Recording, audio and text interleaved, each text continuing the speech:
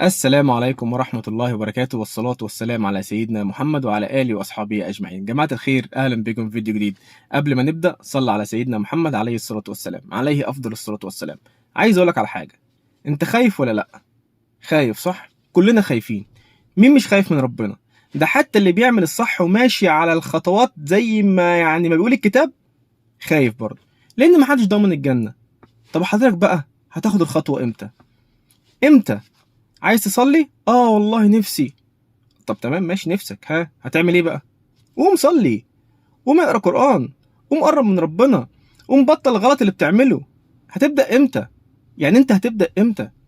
ليه الشيطان متحكم فيك وبيمشيك؟ ليه انت مش عارف تسيطر على نفسك، نفس الأمارة بالسوء؟ ليه؟ طب ما انت خايف، ما تحرك يا باشا. ولا انت ايه؟ خايف صح؟ تاني هقولك كلنا خايفين، واللي ماشي صح خايف برضه. خاف بقى عشان هي في لحظة، محدش ضامن عمره ومحدش ضامن الجنة. في لحظة مش تبقى موجود، في لحظة هتلاقي نفسك بتندم على كل سنة ضيعتها وانت ما قربتش من ربنا، كل سنة ضيعتها من غير ما تصلي، من غير ما تقرا قرآن، من غير ما تطلع صدقة كل ثانية. الحق نفسك، الحق نفسك بجد، الحق نفسك وخاف بجد.